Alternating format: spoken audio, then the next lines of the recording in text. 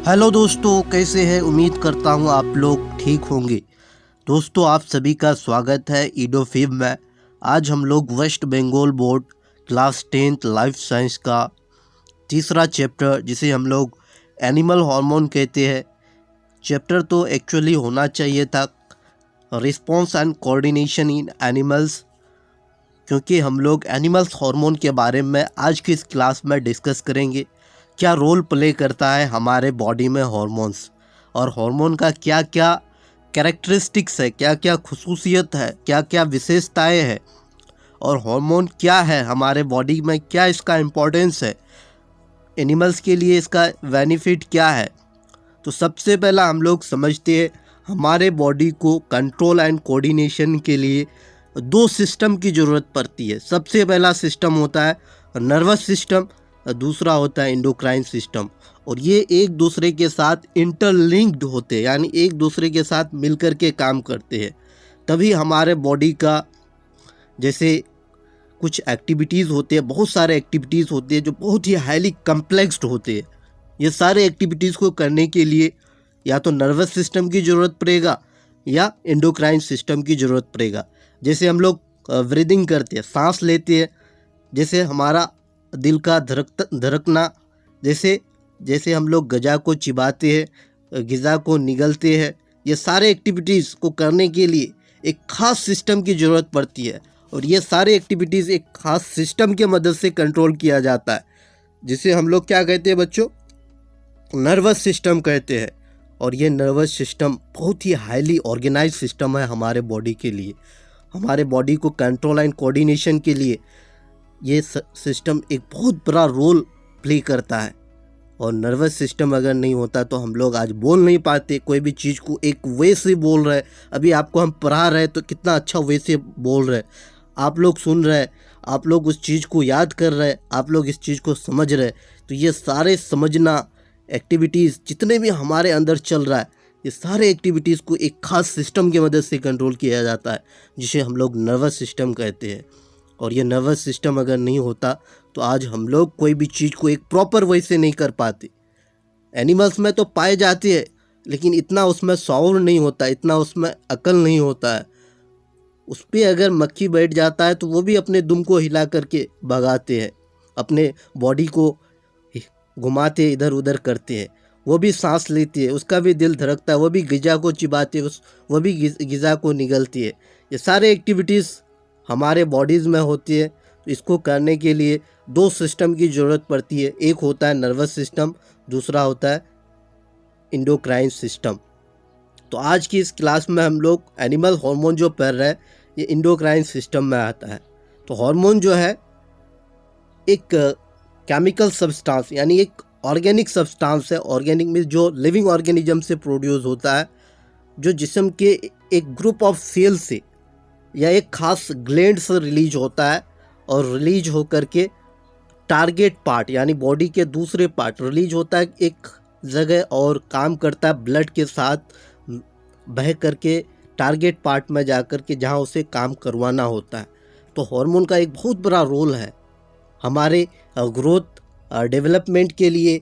उसके बाद हमारे बॉडी का जो ऑर्गन है, जैसे हमारे उंगली है, दोनों हाथ का उंगली एक सही रफ्तार से बढ़ना, दोनों हाथ के उंगलियों का साइज हम लोग जो देख रहे हैं, दोनों हाथ के उंगलियों का साइज फिक्स्ड है। ये कैसे हो पाता है? एक हार्मोन के मदद से हो पाता है। अगर ये हार्मोन नहीं होता तो हमारा कोई उंगली का साइज, इस हाथ का उंगली का साइज बहुत बड़ा होता है, इसका साइज बहुत छोटा हो जाता। हमारे जो दोनों कान देख रहे हैं, नाक देख रहे हैं, आँख देख रहे हैं, ये सारे साइज को हार्मोन्स रेगुलेट करता है, कंट्रोल करता है, बनाए रखता है एक प्रॉपर वे में। और ये सारे चीज़ को करने के लिए नर्वस सिस्टम बहुत बड़ा रोल प्ले करता है। तो चैप्टर को शुरू करते हैं। इसका इस्तेमाल कहाँ होता है, हार्मोन क्या है? तो सबसे पहला, need for regulation of body activities. हमारे बॉडी में बहुत सारे कम्प्लेक्स एक्टिविटीज़ होते हैं, वो सारे एक्टिविटीज़ को करने के लिए हार्मोन एक बहुत बड़ा रोल प्ले करता है। उसके बाद, the activities in our body is highly complex. हमारे बॉडी में जो भी एक्टिविटीज़ होते हैं वो बहुत ही पेचीदा होता है, वो बहुत ही कम्प्लेक्स होता है। all the activities performed by living animal like breathing, beating of heart, chewing of food, swallowing of food, pouring of bile juice, gastric juice, pancreatic juice, extra, ये सारे एक्टिविटीज़ को कौन कंट्रोल करता है? एक खास सिस्टम कंट्रोल करता है। तो हमारे जानवरों के जिस्म में होने वाला हर वो एक्टिविटी, जैसे ब्रीदिंग, दिल का धड़कना, ग़िज़ा का चबाना, ग़िज़ा का निगलना वगैरह, एक खास सिस्टम के मदद से कंट्रोल किया जाता है, जिसे हम लोग नर्वस सिस्टम, उर्दू में उसे निज़ाम असाब कहते हैं। दरअसल ये सिस्टम इन एक्टिविटीज़ को कंट्रोल करता है जिनका जल्दी होना ज़रूरी होता, यानी सिस्टम जो भी एक्टिविटीज़ को करता है, ये सारे एक्टिविटीज़ का जल्दी होना ज़रूरी है। जैसे ब्रीदिंग, सांस लेना, इसका होना क्या है? बहुत ही ज़रूरी है। अगर हम लोग जल्दी सांस नहीं लेंगे तो हमारी डेथ हो सकती है। उसके बाद बीटिंग ऑफ हार्ट, ये सारे एक्टिविटीज़ क्या है? इनवॉलेंट्री एक्टिविटीज़ है। इनवॉलेंट्री मीन्स जो हम लोग अपने इच्छा से कंट्रोल नहीं कर सकते, ये खुद ब खुद होता है। दो तरह के फंक्शन होते हैं, एक होता है वॉलेंट्री एक्टिविटीज़, दूसरा होता है इनवॉलेंट्री एक्टिविटीज़।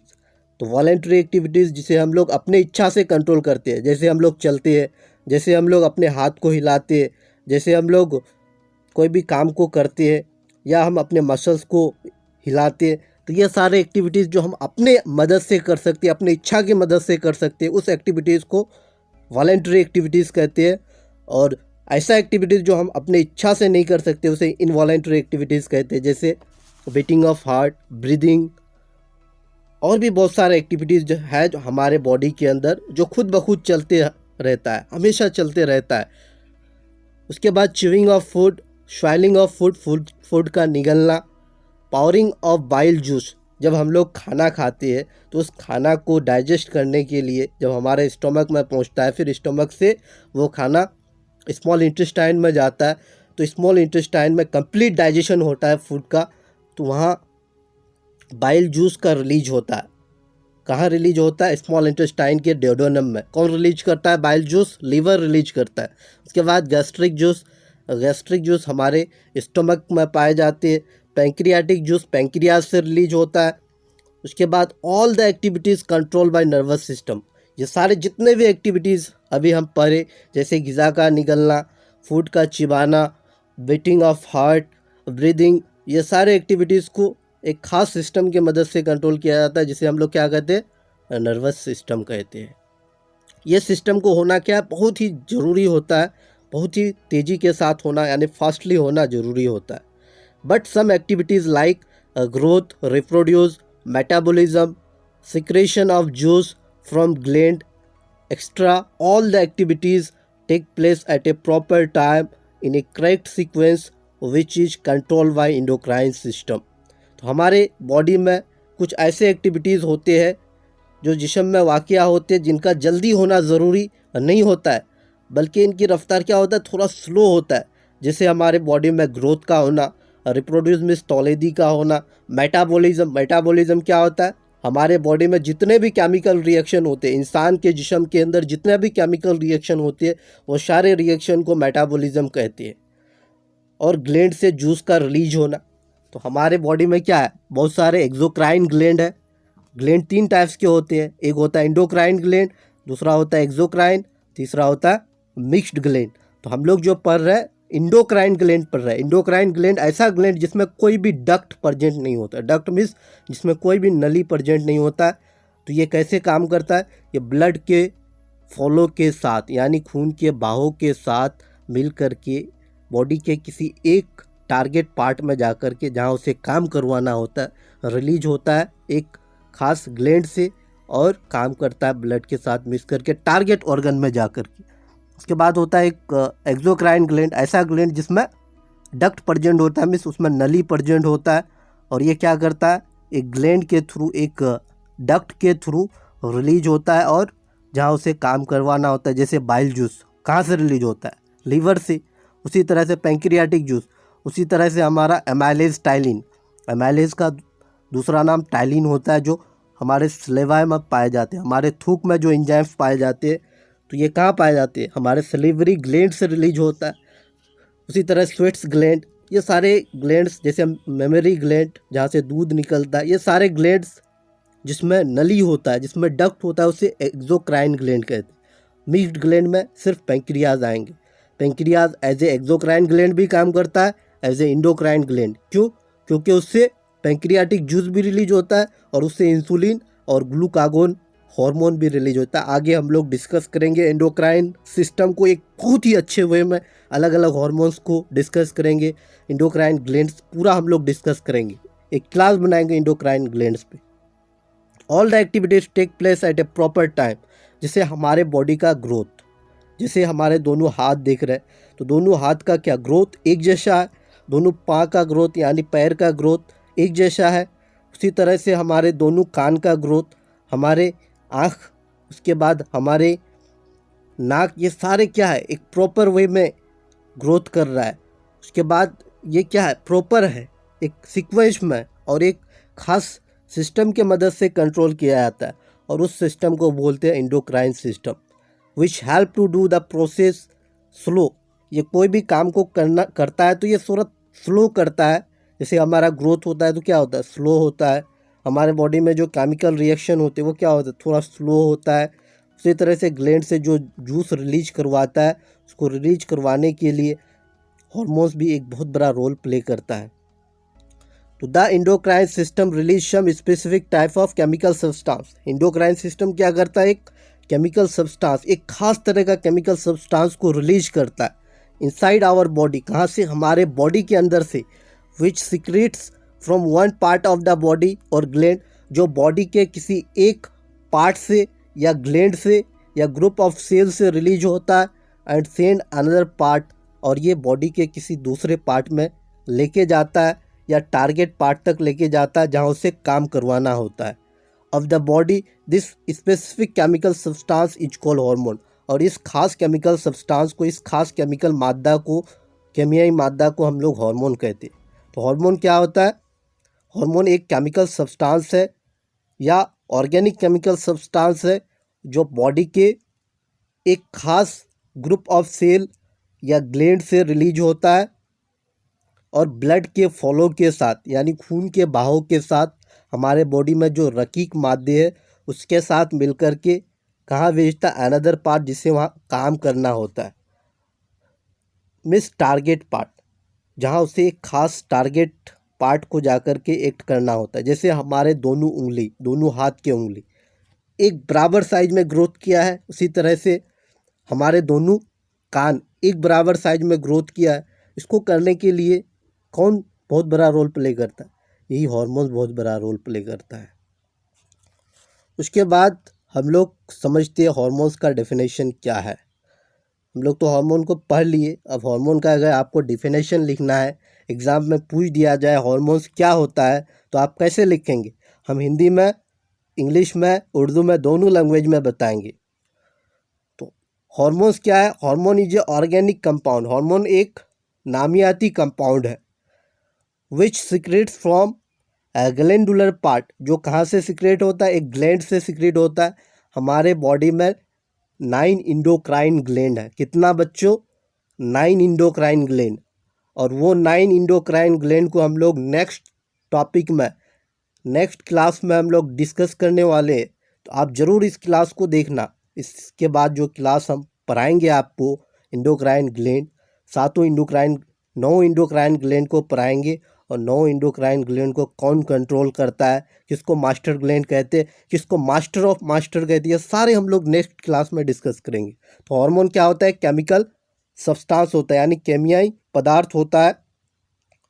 केमियाई पदार्थ जो बॉडी के एक खास गिल्टी यानी ग्लैंड से या बॉडी के ग्रुप ऑफ सेल से रिलीज होता है या स्पेसिफिक ग्रुप ऑफ सेल से रिलीज होता है, और which power directly into blood, जो खून के बहाव के साथ, यानी वो डायरेक्टली अपना सिक्रेशन कहाँ करता है? खून में करता है।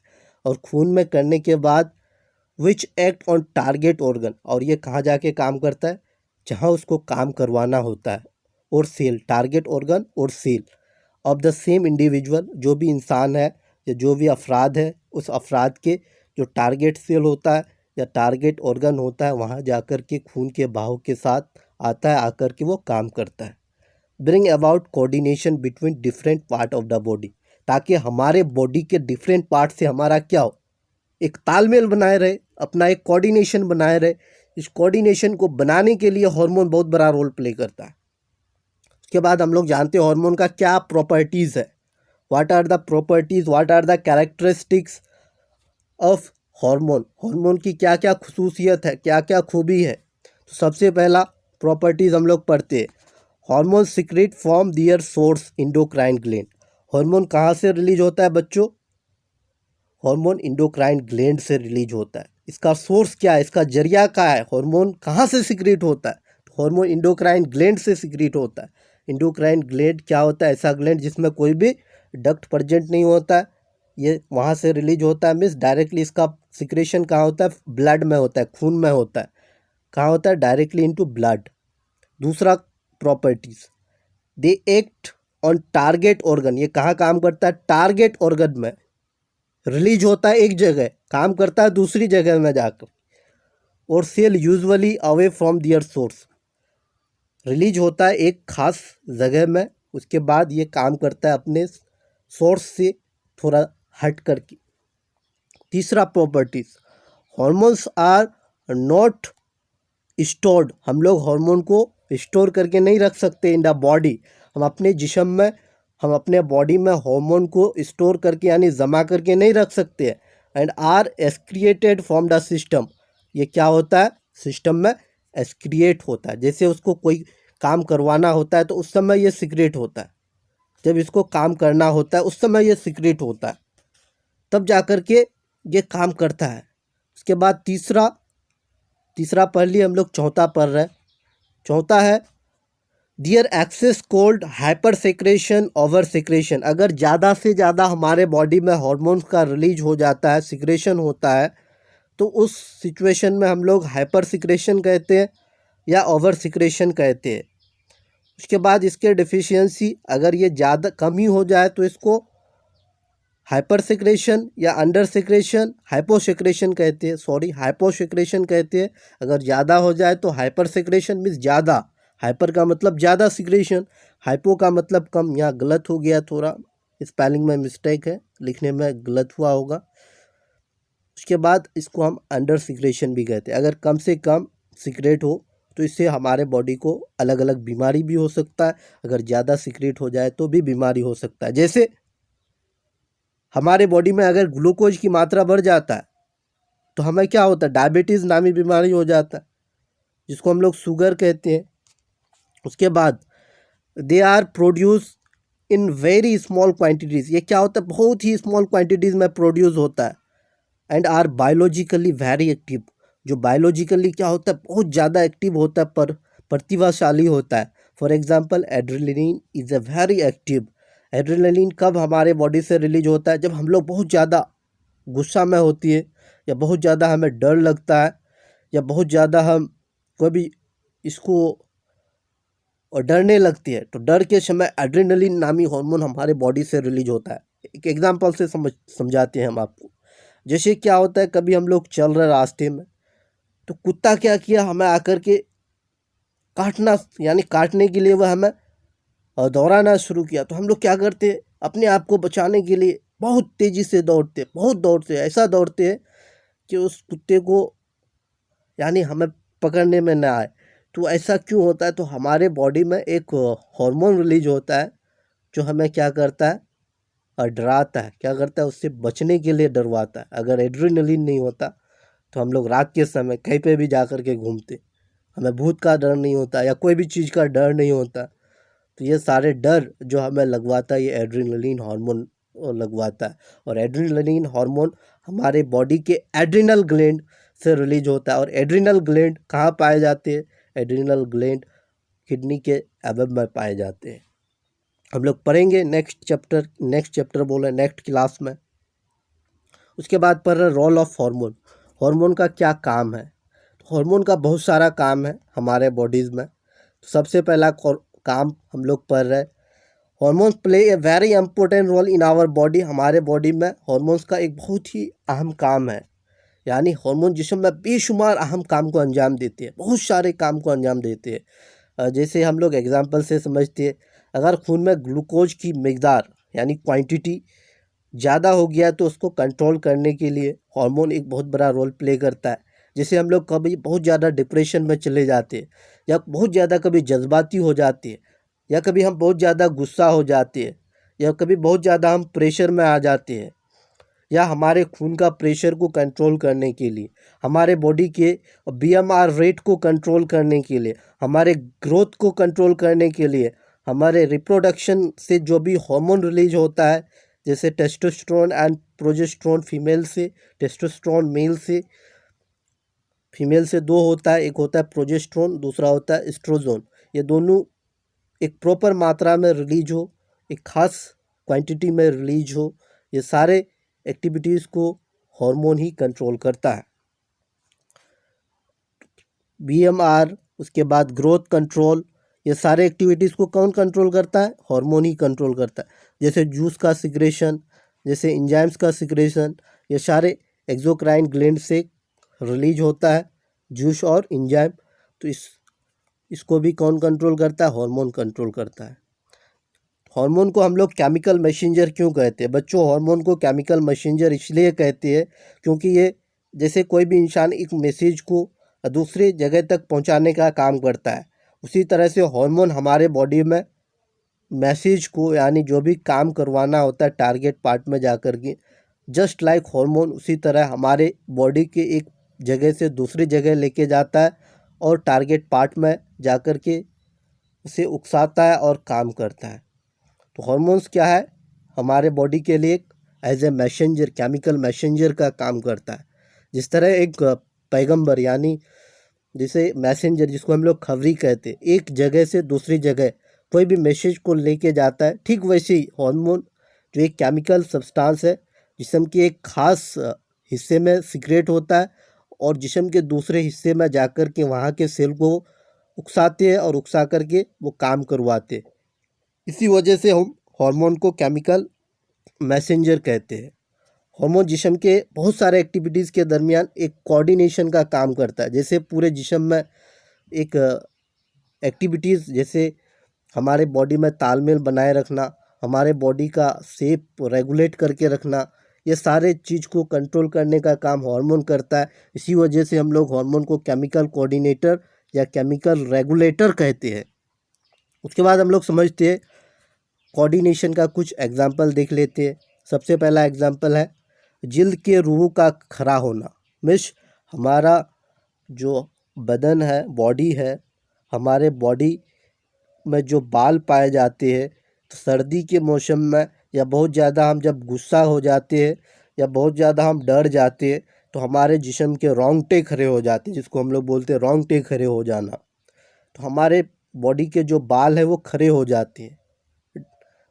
तो ये एक रिफ्लेक्स एक्शन है। रिफ्लेक्स एक्शन भी ऐसा एक्शन जो अचानक खुद ब खुद होता है। जैसे हम एक एग्जांपल से आपको समझा रहे हैं, जैसे आप रास्ता चलते थे, रास्ते में अचानक आपको कांटा चुभ जाता है तो आप बगैर कोई सोचे समझे अपने पैर को खींचते हैं और उसे देखने का कोशिश करते हैं। रिफ्लेक्स एक्शन कहाँ होता है? ये रिफ्लेक्स एक्शन स्पाइनल कोड तक जाते ही हमारे बॉडी के जो इफेक्टर पार्ट है, वो इफेक्टर पार्ट तुरंत काम करता है। उसके बाद जाकर के ये ब्रेन को मैसेज भेजता है कि आपको कांटा चुभ गया, आप उसे निकाल करके फेंको। तो रिफ्लेक्स एक्शन जनरली कहाँ वाक़ई होता है? अगर आपको क्वेश्चन पूछा जाए, रिफ्लेक्स एक्शन एक गैर सॉरी, जिसको हम लोग रद्द अमल कहते हैं, यह हमारे बॉडी के ब्रेन के स्पाइनल कोड में कंट्रोल होता है। जब हमें बहुत ज़्यादा सर्दी महसूस होती है तो जिल्द पर मौजूद सेंस ऑर्गन के सेल्स पाए जाते हैं, जिसे हम लोग सेंसुरी सेल कहते हैं। ये दिमाग को एक मैसेज भेजता है और भेज करके ये बोलता है कि बॉडी का टेम्परेचर गिर रहा है। तो दिमाग क्या कर रहा है? एड्रेनलिन नामी हार्मोन को सिक्रेट करने के लिए एड्रेनल ग्लैंड को एक मैसेज भेजता है कि जल्दी से जल्दी एड्रेनलिन हार्मोन को सिक्रेट करो, बॉडी का टेम्परेचर क्या हो रहा है? फॉल हो रहा है, गिर रहा है। तो बॉडी के टेम्परेचर को बनाए रखने के लिए एड्रेनल ग्लैंड से एड्रेनलिन हार्मोन रिलीज होता है, जिससे हमारे जो बदन के बाल है वो बाल इरेक्टाइल पाइल सिकुड़ने लगते हैं और सिकुड़ने के बाद हमें फिर से इंसुलेशन का काम करता है। इंसुलेशन मीन्स हमें ठंडा से बचाता है। जैसे जिस्म में ग्लूकोज का बैलेंस करना, जब हमारे बॉडी में ग्लूकोज लेवल इंक्रीज यानी एनर्जी लेवल जो जिस्म में तवानाई पैदा करने के लिए ग्लूकोज की ज़रूरत पड़ती है। ग्लूकोज को हम लोग C6H12O6 कहते हैं, जो हम लोग ग़िज़ा की मदद से लेते हैं। तो सेहतमंद जिस्म के लिए जिस्म में ग्लूकोज की मुनासिब यानी एक प्रॉपर क्वांटिटी का होना बहुत ही ज़रूरी होता है। तो ग्लूकोज की मिकदार अगर नॉर्मल से कम या ज़्यादा हो जाए तो जिस्म में बहुत सारी बीमारी पैदा हो सकती है। अगर हमारे जिस्म में ग्लूकोज और नॉर्मल से कम या ज़्यादा हो जाए तो हमें अलग अलग तरह की बीमारी हो सकती है। तो हमारे बॉडी में ग्लूकोज की मात्रा को कंट्रोल करने के लिए, ग्लूकोज को बैलेंस रखने के लिए दो हार्मोन बहुत बड़ा रोल प्ले करता है, जिनमें से एक हार्मोन का नाम है इंसुलिन हार्मोन, दूसरा है ग्लूकागन हार्मोन। ग्लूकागन और इंसुलिन हार्मोन पेंक्रियाज से रिलीज होता है, जो हमारे बॉडी के ग्लूकोज लेवल को नियंत्रण यानी बैलेंस करने का, तवाज़न को कायम रखने का काम करता है।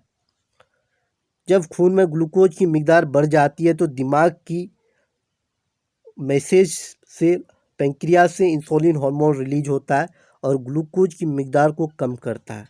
क्या करता है? ये इंसुलिन हार्मोन बैलेंस करके रखता है, नियंत्रण करके रखता है। जब ग्लूकोज की मिकदार खून में कम हो जाती है तो दिमाग ग्लूकागोन खारिज करवाता है। जब बहुत ज़्यादा हो जाता है तो इंसुलिन, और जब कम हो जाता है तो ग्लूकागोन का सिक्रेशन करता है इंसुलिन ग्लैंड यानी पेंक्रियाज ग्लैंड से, जो खून में ग्लूकोज की मिकदार को फिर से बैलेंस करता है। इस तरह खून में ग्लूकोज की क्वांटिटी हमेशा बैलेंस होकर की रहती है। तीसरा एग्जाम्पल, जज्बाती हैज़ान का मुकाबला करना।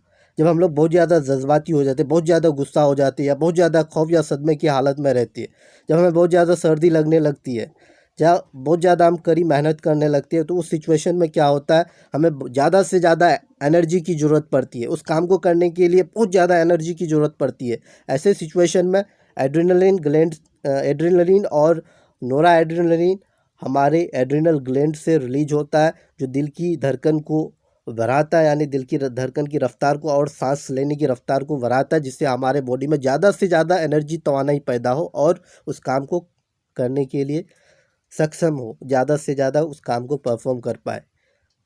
उसके बाद तीसरा जो है खून के दबाव का तवाज़न यानी बैलेंसिंग ऑफ ब्लड प्रेशर। तो ब्लड प्रेशर को भी कंट्रोल करने का काम हार्मोन्स करता है।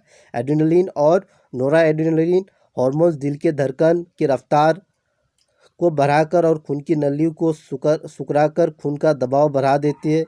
ADH नामी हार्मोन की वजह से गुर्दे पानी कम खारिज करते हैं, जिससे खून की मिकदार बढ़ जाती है और नतीजे में ये इजाफा हो जाता है। तो ये सारे कुछ एग्जाम्पल है जिससे, जैसे BMR का कंट्रोल होना, सेक्स हार्मोन्स का कंट्रोल होना, ये सारे एक्टिविटीज़ हमारे बॉडी में हार्मोन्स की मदद से हो रहा है। तो हम लोग नेक्स्ट जो क्लास पढ़ने वाले हो एंडोक्राइन सिस्टम के ऊपर पढ़ेंगे। तो आज का क्लास इतना ही। Thank you all of you. Please subscribe our channel to watch class 10th video.